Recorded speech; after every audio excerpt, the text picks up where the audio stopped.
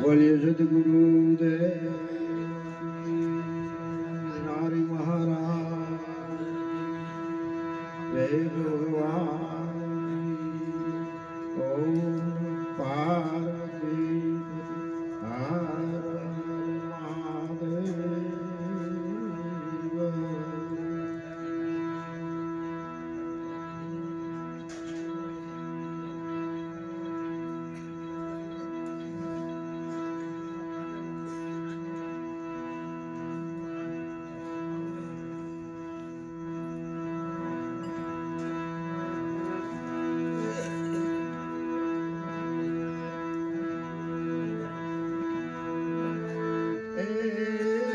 शब्द दुकान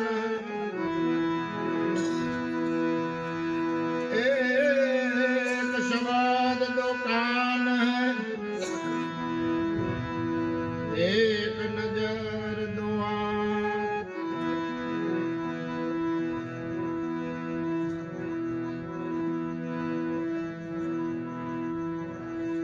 ऐसे गुरु गोविंद जान सके तो तुम जान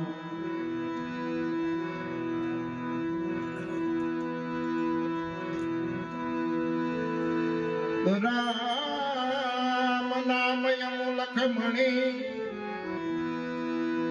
जतन करे जन को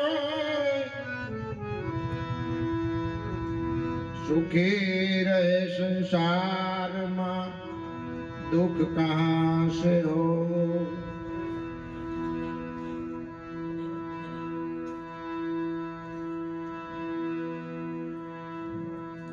लाभानी जश अपजश सुख दुख चढ़ती पड़ती हारू न हारू आ घणी बधी वातो ईश्वरना हाथ होय छे कुदरतना हाथमां होय छे बधुं माणसना हाथमां होતું નથી જેવું આપણે વિચારવી એવું થાતું નથી જેવું આપણે નક્કી કરવી એવું પણ થાતું નથી જેવો નિર્ણય લેવી એવું પણ થાતું નથી પણ જે ઈશ્વરની ઈચ્છા હોય એ જ બનીને રહે એ જ થઈને રહે એટલે જ કુદરતને ઈશ્વરને દેવી સંપદાને બધાએ સ્વીકારી છે ઈશ્વરને ગોતી રહ્યા છે માણસ ખોજ કરી રહ્યા છે પણ ખોજ અલગ અલગ પ્રકારે હોય છે કોઈ ચેતનમાં માને છે કોઈ જડ ચેતનમાં બંનેમાં માને છે કોઈ સાકારમાં માને છે કોઈ નિરાકારમાં માને છે એમ કેમ પ્રકારે પરમ તત્વ પરમાત્માના ઈશ્વરને માની રહ્યા છે પણ માનવાની માન્યતા અલગ અલગ પ્રકારે છે ધર્મને માની રહ્યા છે પણ ધર્મને માનવાની પ્રક્રિયા અલગ અલગ પ્રકારે છે બુદ્ધિમતી ગતિ અનુસાર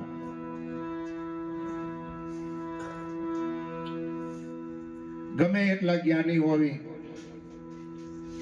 કદાચ આપણને ઘણું બધું અને પોતાને એમ થાય કે હું પૂર્ણ જ્ઞાની છું બહુ સારી વાત જેને જ્ઞાન હોય અને જ્ઞાનની પરાકાષ્ઠાએ પહોંચેલા કોઈ પણ મનુષ્ય આત્મા હોય તો ધન્યવાદ પણ ઈશ્વરની ગતિ એથી આગળ હોય છે ઈશ્વરનું તત્વ એથી આગળ હોય છે ઈશ્વરની જે ગતિ છે એથી આગળ હોય છે જ્યાં સુધી માનવનો અભ્યાસ હોય છે જ્યાં સુધી આ માનવની બુદ્ધિ કામ કરે છે જ્યાં સુધી આ માનવની મતિ કામ કરે છે જ્યાં સુધી આ માનવની જે એનું પોતાનું મેળવેલું જ્ઞાન છે એ પારદર્શી કામ કરે છે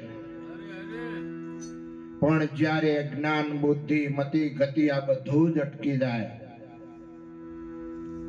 અને બધું જ ઊભું રહી જાય ક્યારેક જોવો મનુષ્ય જીવનમાં આવો સમય આવે અનુભવ કરજો ક્યારેક આવો સમય આવશે મનુષ્ય જીવનની અંદર કે આપણું પોતાનું બધું અટકી જશે અને જ્યારે બધું અટકી જાય ત્યારે શું થાય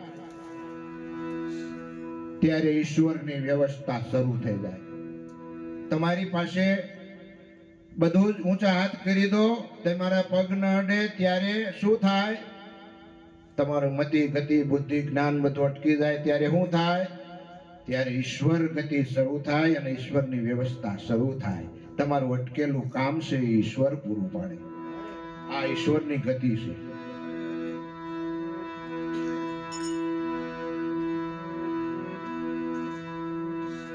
પણ સમજણ વિનાના ગોથા ખાય છે અને સમજણનું ઘર મળી જાય તો સુખી થવાય છે. પણ સમજણના ઘરમાં જવા માટે કોઈ એવા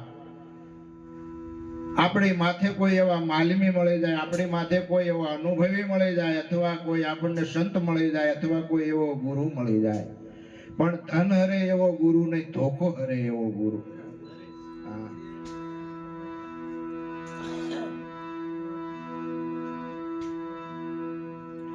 આવું જો મળી જાય પાત્ર આપણને, તો એ પાત્ર આપણા માટે યોગ્યતા વાળું ગણાય અને એના શબ્દો, એના જે કઈ સત્સંગ કે વાણી જે અમૃત સમાન હોય એને જીવનમાં ઉતારવા માટે આપણે પોતાને ધ્યાન દોરવું પડે.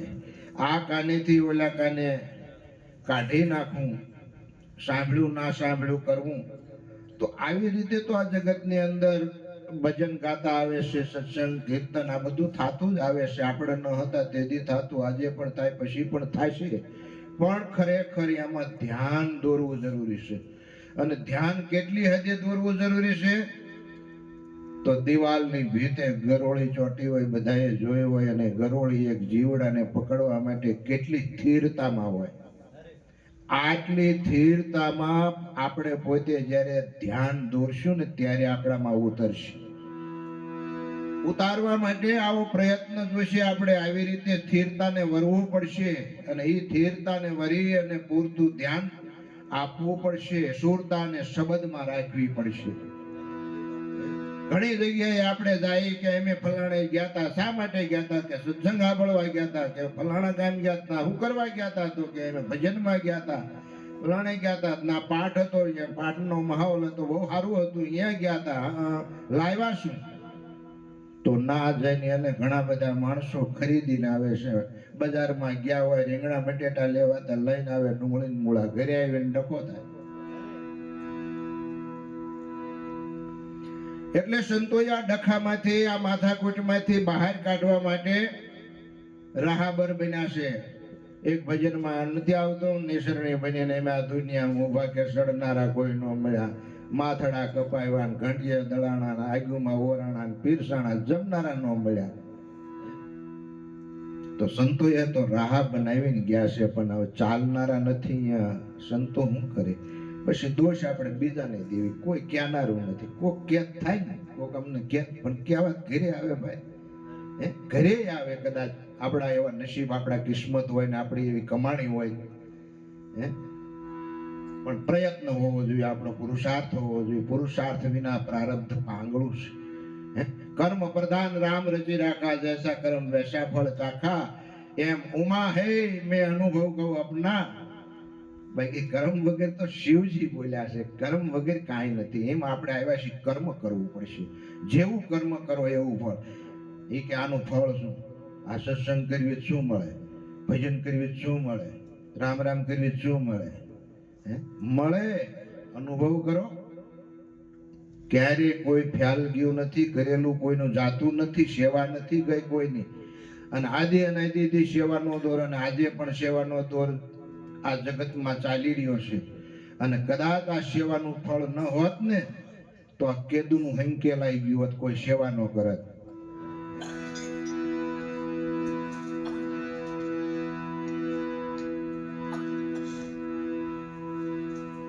એટલે એક વાત સંતોએ સમજવાની કરી છે, પણ સમજણનું ઘર આવે એ માટે જ વાત કરી છે. ઘણું બધું અંધશ્રદ્ધામાં આપણે જીવતા હોઈએ છીએ. ઠેસ આવે તો એ કંઈક માતાજી નડે છે એવી વાત કરતા હોઈએ છીએ. કંઈક ઘરમાં ખોટું ન પાવે, કંઈક હરખું ન આવે એટલે તરત આપણે કાં પાડોશીને દોષ દેતા હોઈએ છીએ. તો આ બધું અજ્ઞાન છે. આમાં માતાજી નડે છે એ વાત ખોટી છે. કોઈ પાડોશી આપણને માથે આવું કરી નાખે કે ફલાણા ભાઈ આવો. મને કાલે જ મારે ભક્તો આવ્યા હતા, એમને એવું કીધું કે અમારે શું કરવું કે આવો પ્રશ્ન બન્યો. હું બન્યું તો કે એટલે અમારે કે બાજુમાં બેન હતા તેની એવી વાત કરી કે ઓલા અમારા બેને પાડોશી છે ને અમારી માથે આવું કર્યું છે. એટલે બોલો અમારે નથી જવું એમ નહીં જ આવી કે એના પ્રસંગમાં. હા લ્યો બોલો, કારણ વિનાની વાત આવ ખોટી વાત. હે આ બહેનોમાં વધારે હોય છે. હે માટે બહેનોએ આ વાંધીને બહાર નીકળવાની જરૂર છે અને જાગવાની જરૂર છે. નડતર હોતું નથી, નડતર ઊભું કરેલી વાત છે. કોઈ આપણું બગાડી શકે એ વાત ખોટી છે. સત્ય તો એ છે આપણું કર્મ છે એ આપણને પસાડે છે. એટલે આપણે આપણા કર્મની અંદર જાગવાનું છે. ઠેકાણે જાગી જાવ, કઈ વાંધો નહીં આવે. આપણે ક્યાં ઊભા છીએ એની આપણને ખબર હોવી જોઈએ. આપણે ક્યાં ઊભા છીએ એની જો આપણને ખબર ન હોય અને બીજાને દોષ દેવો હોય તો મોટી ભૂલ છે, મોટું અજ્ઞાન છે. આપણા સંસારમાં અને આપણા વિસ્તારમાં કદાચ સૌરાષ્ટ્રની અંદર કેટલા બધા સંતો અને ભક્તો થઈ ગયા. એમના ઇતિહાસ જુઓ, કોઈએ કોને દોષ દીધો, કયા સંતોએ કયા ભક્તોએ બીજાને દોષ દીધો. કોઈને દોષ નથી દીધો. પરતરિયા દોષ ન દેવાય. હે આ માર્ગ તો એવો છે, સમજણનું ઘર એવું છે કે એને ઓઢી લેવાય. એ તો ભાઈ મારા કર્મે થયું છે, તમારો દોષ નથી. આવા હિસાબથી હાલાય અને આવા હિસાબથી હાલવાથી સુખી થવાય. હે માતાજી કોઈ દિવસ નડે નહીં ને કોઈ દિવસ કોઈને દુખી કરે નહીં. દુખી થવાના કારણો આપણે પોતે હોય. પોતાની ભૂલથી દુખી થતા હોય અને પોતાની ભૂલ સુધારવાથી સુખી થવાય છે. સુખી થવા માટે ક્યાંય દાણા જોવાની જરૂર નથી, દોરા કરવાની જરૂર નથી, ક્યાંય દોડવાની જરૂર નથી. સુખી થવું હોય પોતાની ભૂલ સુધારો એટલે સુખનો માર્ગ ખુલી જાય. પોતે જાગી જાવ, પોતે પોતાનામાં જાગી જાવ. તો આપણે એમ કહેવી કે હું સમજુ બીજાને સમજ થાય એનું શું કરવું લે. આમ જ વાત કરે તમને ખરેખર એવું હોતું નથી. ઘણા બધા બીજાનું ધ્યાન રાખે, સારું કહેવાય ધ્યાન રાખે, સારું બધે એવું હોય. મારે અહીંયા ધ્યાન રાખે સારું. મેં સરકારને પગાર દેવો પડે, દરવાજે ધ્યાન રાખવા માટે ચોકીદાર રાખવા પડે, બધું પગાર અમારે વગર પગારે ધ્યાન રાખે. હે એવા ઘણા બધા બુઢા દાદા હોય બીજાનું ધ્યાન રાખે.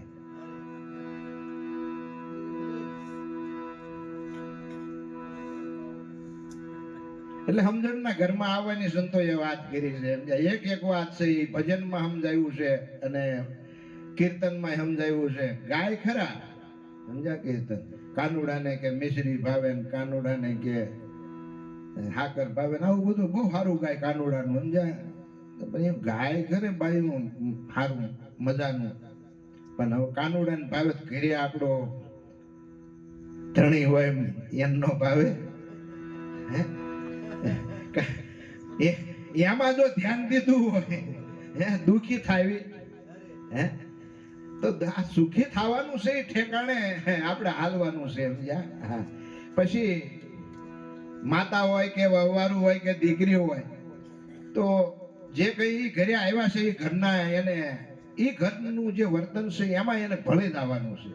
હવે એના પિયરનું જે કઈ વર્તન છે એ અહીં લાવીને ઊભું કરે હાલે એમ નો હાલે.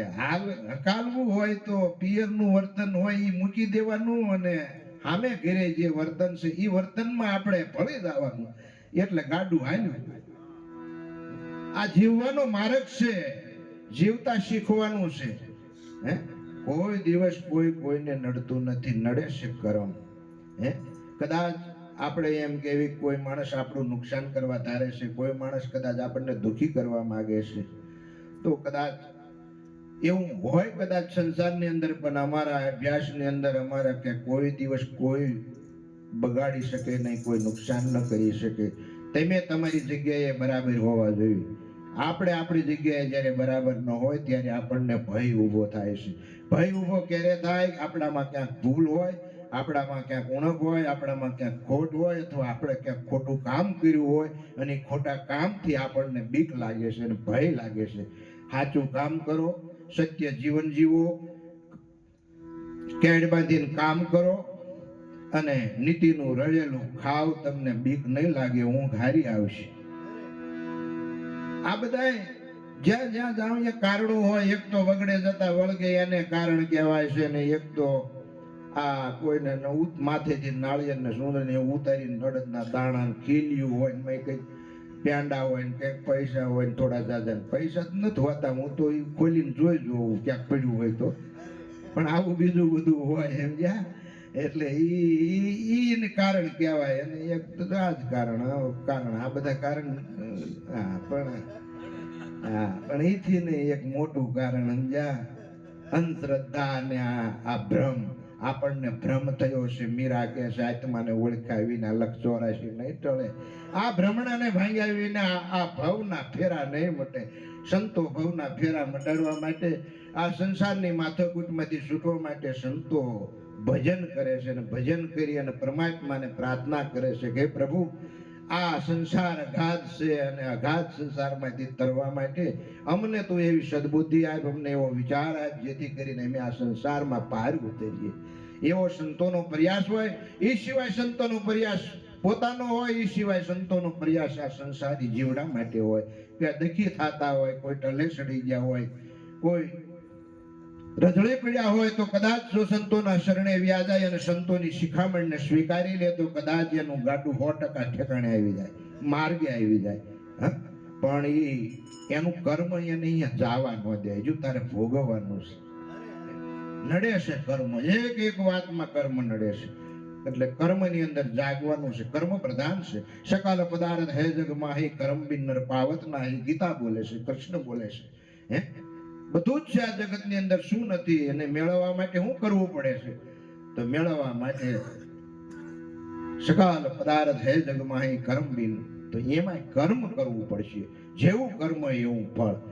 કોણ નથી જાણતું? બધાય જાણે છે. અને ફળ તો એનો પુરાવો કરી દો.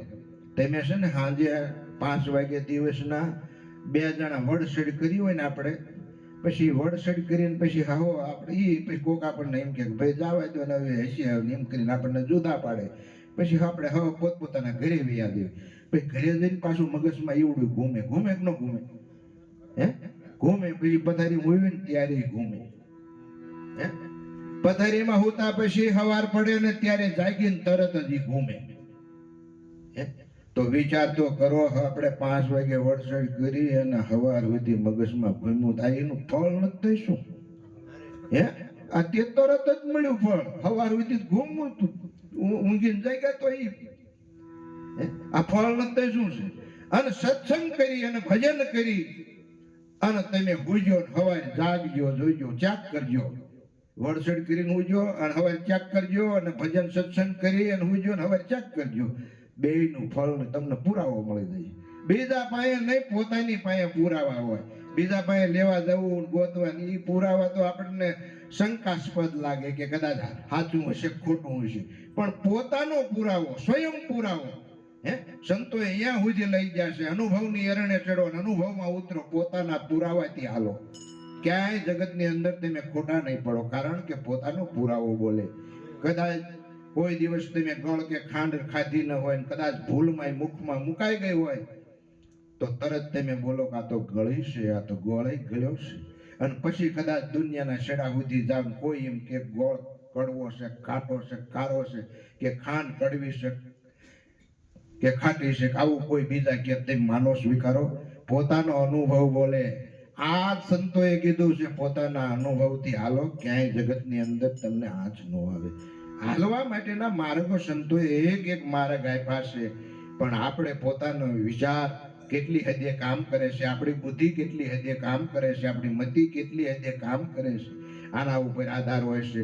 બધું જ બધાને યાદ રહેતું નથી, પણ પ્રયત્ન કરવો જરૂરી છે. એટલે અજ્ઞાનને દૂર કરવા માટે જાગવું કોને કીધું? તો આપણામાં જે ભ્રમ છે એમાંથી જાગવું. ભ્રમ કોને કહેવાય? તો રાત્રિના અંધારે હાલ્યા જતા હોય, રસ્તામાં દોરડું પડ્યું હોય અને આપણને હાફ દેખાય, પણ હકીકત એને ચેક કરો, અજવાળું કરીને જોવો તો અહીંયા દોરડું પડ્યું હોય અને દોરડામાં આપણને હાફનો ભ્રમ થાય. તો આને ભ્રમ કીધો છે. એમ આપણને ભ્રમ થાય કે ભાઈ આ ઓલાના હિસાબે જ મારે આમ થાય, આ ઓલાના હિસાબે જ મારે આમ થાય, કાં ઘરમાં મારે ભાઈના હિસાબે જ આમ થાય, કાં કે દીકરાના હિસાબે જ. આ બધા ભ્રમ છે. જે કોઈ આ જગતની અંદર જીવ આવ્યો છે, અથવા જે કોઈ આપણા ઘરની અંદર જીવ આવ્યા છે, આપણા પરિવારમાં આવ્યા છે કે સગામાં આવ્યા છે, દરેક પોતપોતાનું કર્મ લઈને આવ્યા છે. એ એનું જે કંઈ કર્મ હશે એ બજાવશે, એ ભજવશે અને પાર પડશે. કદાચ એ આપણું ઋણ ચૂકવવા આવ્યો હશે તો ઋણ ચૂકવશે, અને કદાચ એ ઋણ લેવા માટે આવ્યો હશે તો એ લઈને જશે. એટલે આ સમજણીને વરવાની જરૂર છે. હે ઘર તો આ રહેવીશી આશરો છે, એ ઘર છે ને આ દેહરૂપી ઘર છે ને આ દેહરૂપી ઘરમાં જીવ છે, અને એ જીવને પાર પડવા માટે થઈને આટલી બધી વ્યવસ્થા સંતો કરે છે ને આટલી બધી સંતો માથાકૂટ કરે છે કે ભાઈ જાગો જાગો જાગો, પણ જાગવાની જરૂર છે. કોઈ દિવસ દોરાયથી દુઃખ મટી જાય. આ બધી એક વાત શું છે, એક ટાળવાની વાત છે. છોકરું રોતું હોય રાજી કરવાની વાત છે. બાકી તો જે કંઈ થવાનું છે એ થાય, બનવાનું છે એ બને. સંતો હોય એને કેન્સર થયા છે, ભક્તો હોય એને રોગ થયા છે. એવા રામકૃષ્ણ પરમહંસ મહાકાળી માતાની અરે વાતો કરતા એને પણ કેન્સર હતું. આવા જે કંઈ જલારામને પણ રોગ થયો હતો, શામજી બાપુને થયો હતો. આવી હસ્તીઓને રોગ થયેલા છે, નથી થયા એવું નહીં. એટલે હું એવું માની લેવું કે ભાઈ આમને નડે છે ના ખોટી વાત છે. નડતરમાંથી જાગી જાયજો, જરૂર જાગજો. કોઈ દિવસ નડે ને નડતરમાં માનતા જ નહીં. તિલાંજલિ આપી દો એને. હે ભગવાનને ભજવાના, માતાજીને ભજવાના, દીવો વાહવવાનો, અગરબત્તી વાહવવાની, બે હાથ જોડીને વંદન કરવાના, નામ સ્મરણ જાપ આ કરવાનું. કરવાનું કરાય, ન કરવાનું ન કરાય. કોઈ દિવસ નડે જ નહીં. નડે એ ખોટી વાત છે. હાવ સાચું. અમારા હિસાબમાં આવું છે. તમારે પછી અનુકૂળ લાગે તો ભલે સ્વીકારજો, ન અનુકૂળ લાગે તો કાંઈ વાંધો નહીં. અને પછી શું છે કે સમય કોઈને ભજન ગાવાના હોય તો આવો.